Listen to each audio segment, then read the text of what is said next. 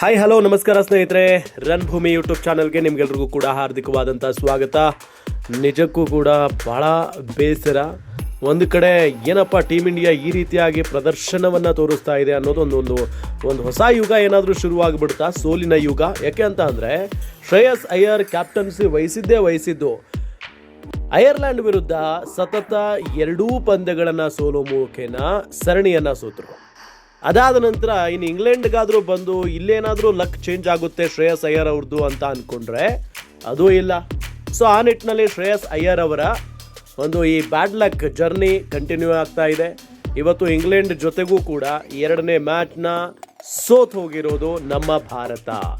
ನೋಡಿ, ಮೊದಲಿಗೆ ಬ್ಯಾಟಿಂಗ್ ಮಾಡುತ್ತೆ ನಮ್ಮ ಭಾರತ. ಬ್ಯಾಟಿಂಗ್ ಮಾಡೋ ಮುಖೇನ ಒಂದು ಒಳ್ಳೆ ಟೋಟಲನ್ನು ಸ್ಕೋರ್ ಮಾಡಿತ್ತು. ಅಂದರೆ 197 ವಿಕೆಟನ್ನು ಕಳ್ಕೊಂಡು 190 ರನ್ನನ್ನು ಬಾರಿಸಿತ್ತು. ಸೊ ಒಳ್ಳೆ ಟಾರ್ಗೆಟ್ ಆ ಒಂದು ಗ್ರೌಂಡ್ನಲ್ಲಿ. ಯಾಕೆ ಅಂತಂದರೆ ಬಿಗ್ ಗ್ರೌಂಡ್. ಸೊ ಹಾಗಾಗಿ ಏನೋ ಒಂದು ಚಾನ್ಸಸ್ ಇದೆ ಅಂತ ಹೇಳಿ ಎಲ್ಲರೂ ಕೂಡ ಅಂದ್ಕೊಳ್ತಾ ಇದ್ರು. ಇಂಡಿಯಾ ಪರವಾಗಿ ಇವತ್ತು ನಮ್ಮ ಪುಟಾಣಿ ವೈಭವ್ ಸೂರ್ಯವಂಶಿ ಕೂಡ ಕಾಡದಲ್ಲಿದ್ದರು, ಕಣಕ್ಕಿಳಿದಿದ್ರು. ಸಿಕ್ಕಾಪಟ್ಟೆ ನಿರೀಕ್ಷೆ ಇತ್ತು. 10 ಬಾಲ್ ಆಡಿ 2 6 ಹೊಡೆದು 14 ರನ್ ಹೊಡಿತಾರೆ, ಔಟ್ ಆಗ್ತಾರೆ. ಬಟ್ ಅಭಿಷೇಕ್ ಶರ್ಮಾ ಒಂದು ಜವಾಬ್ದಾರಿಯುತ ಇನ್ನಿಂಗ್ಸ್ ಆಡಿದರು ಇವತ್ತು. 24 ಬಾಲಿಗೆ 43, ಅದರಲ್ಲಿ 8 4 ಮತ್ತು 1 6 ಕೂಡ ಸೇರಿತ್ತು.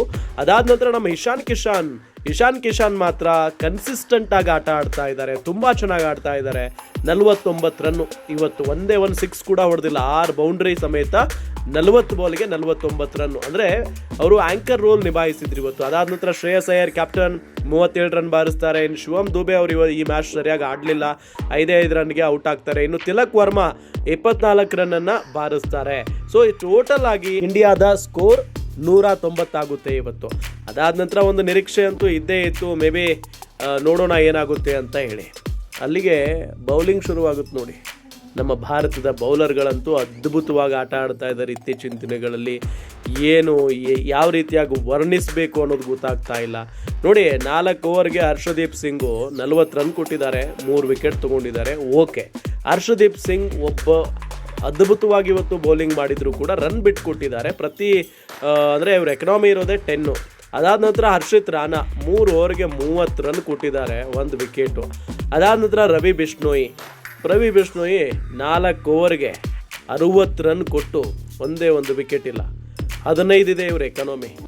ರವಿ ಬಿಷ್ಣೋಯಿ ಈ ಮ್ಯಾಚ್ ಸೋಲೋದಕ್ಕೆ ರವಿ ಬಿಷ್ಣೋಯಿನೇ ಕಾರಣ. 17ನೇ ಓವರ್ ರವಿ ಬಿಷ್ಣೋಯಿ ಕೊಟ್ಟಿದ್ದಾರೆ. ಏನು ಅಕ್ಷರ್ ಪಟೇಲ್ 4 ಓವರ್ ಹಾಕಿ 20 ರನ್ ಕೊಟ್ಟಿದ್ದಾರೆ, 1 ವಿಕೆಟ್ ತೊಗೊಂಡಿದ್ದಾರೆ. ಎಷ್ಟು ಅದ್ಭುತವಾಗಿ ಮಾಡಿದ್ದಾರೆ ನೋಡಿ ಅಕ್ಷರ್ ಪಟೇಲ್, ಅಂದರೆ ಎಕ್ಸ್ಪೀರಿಯನ್ಸ್ ಅದು. ಇನ್ನು ವರುಣ್ ಚಕ್ರವರ್ತಿ 4 ಓವರ್ಗೆ 37 ರನ್ ಕೊಟ್ಟು 1 ವಿಕೆಟ್ ತೊಗೊಂಡಿದ್ದಾರೆ. ಬಟ್ ಇಲ್ಲಿ ಶ್ರೇಯಸ್ ಅಯ್ಯರ್ ಅವರ ಕ್ಯಾಪ್ಟನ್ಸಿ ಬಗ್ಗೆನೂ ಕೂಡ ನಾವು ಮಾತಾಡಬೇಕಾಗುತ್ತೆ. ಶ್ರೇಯಸ್ ಅಯ್ಯರ್ ಅವರು ಏನು ಮಾಡ್ತಾ ಇದ್ದಾರೆ? ಇದೇನು ಮೊದಲನೇ ಮ್ಯಾಚಾ? ಅವರು IPLನಲ್ಲೂ ಕ್ಯಾಪ್ಟನ್ ಆಗಿ ತುಂಬ ಒಳ್ಳೆ ರೆಕಾರ್ಡ್ ಹೊಂದಿದ್ದಾರೆ. ಬಟ್ ಇದು ಇಂಡಿಯನ್ ಟೀಮ್, ಇಲ್ಲಿ ಏನು ಕೇರ್ಲೆಸ್ ಮಾಡೋದಕ್ಕೆ ಆಗಲ್ಲ.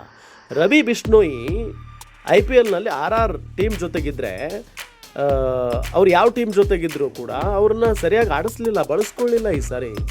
ಅಂಥ ಒಬ್ಬ ಆಟಗಾರನ್ನ ಕರ್ಕೊಂಡು ಈ ಸೆಲೆಕ್ಟರ್ಸು ಟೀಮ್ ಇಂಡಿಯಾಗೆ ಸೆಲೆಕ್ಟ್ ಮಾಡ್ತಾರೆ. ಈ ಬಾರಿ ಸೆಲೆಕ್ಟ್ ಮಾಡಿದ್ದಲ್ಲದೆ ಇವತ್ತು ರಾಂಗ್ ಟೈಮಲ್ಲಿ ಶ್ರೇಯಸ್ ಅಯ್ಯರ್ ಕ್ಯಾಪ್ಟನ್ ಅವ್ರಿಗೆ ಬೌಲಿಂಗ್ ಕೊಡ್ತಾರೆ ಅವ್ರ ಕೈಗೆ. ಮೊದಲೇ ಅವ್ರು 30 ರನ್ ಚಚ್ಕೊಂಡಿದ್ರು, ಇನ್ನು ಲಾಸ್ಟು ಆ ಓವರ್ಗೆ 29 ರನ್ನು, ಅದರಲ್ಲೂ 3 ನೋ ಬಾಲ್ ಕಂಟಿನ್ಯೂಯಸ್ ಆಗಿ. ಇಂಥ ಬೌಲರ್ ಹಾಗಾಗಿ ಶ್ರೇಯಸ್ ಅಯ್ಯರ್ ಸ್ವಲ್ಪ ಯೋಚನೆ ಮಾಡಬೇಕಾಗಿತ್ತು.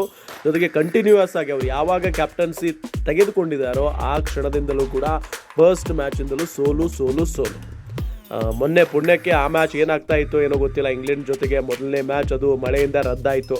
ಇಲ್ಲ ಅದು ಸೋತು ಇದು ಸೋತಾಗಿದ್ರೆ ಈಗ 4ನೇ ಮ್ಯಾಚು ಸತತವಾಗಿ, ಅಂದರೆ ಈಗ ಆಲ್ಮೋಸ್ಟ್ 3ನೇ ಮ್ಯಾಚ್ ಸೋತಿದ್ದಾರೆ. ಸೊ ಆ ನಿಟ್ಟಿನಲ್ಲಿ ಈಗ ಬೇರೆ ಆಪ್ಷನ್ ಇಲ್ಲ. ಕ್ಯಾಪ್ಟನ್ ಆಗಿ ತುಂಬ ಜವಾಬ್ದಾರಿಯುತವಾಗಿ ನೋಡ್ಕೊಳ್ಬೇಕಾಗುತ್ತೆ ಟೀಮ್ನ. ಗೆಲುವಿನ ಹಾದಿಗೆ ಮರಳಬೇಕಾಗಿದೆ ಟೀಮ್ ಇಂಡಿಯಾ. ಯಾಕೆ ಅಂತ ಅಂದರೆ ಟೀಮ್ ಇಂಡಿಯಾಗೆ ತನ್ನದೇ ಆದಂಥ ಒಂದು ಇತಿಹಾಸ ಇದೆ. ಈ ಐರ್ಲೆಂಡ್ ಜೊತೆಗೆ ಸೋತಿರೋದನ್ನು ಅರಗಿಸ್ಕೊಳ್ಳೋದಕ್ಕಾಗ್ತಾ ಇಲ್ಲ. ಇದಾದ ನಂತರ ಈಗ ಇಂಗ್ಲೆಂಡ್ ಜೊತೆಗೂ ಕೂಡ ಸೋಲು, ನಿಜಕ್ಕೂ ವಿಪರ್ಯಾಸ ಇದು.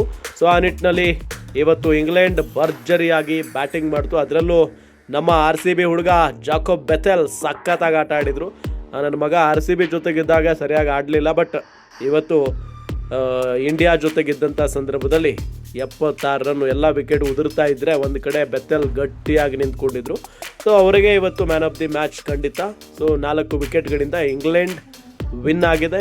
ಸೊ ನೆಕ್ಸ್ಟ್ ಮ್ಯಾಚ್ ಭಾರತ ಯಾವ ರೀತಿಯಾಗಿ ಬರುತ್ತೆ ಅನ್ನೋದನ್ನು ಕಾದು ನೋಡೋಣ. ನೀವೇನು ಹೇಳ್ತೀರಿ? ಹಾಗಾದರೆ ಇಂಡಿಯಾ ಸೋಲೋದಕ್ಕೆ ಏನು ಕಾರಣ ಆಯಿತು?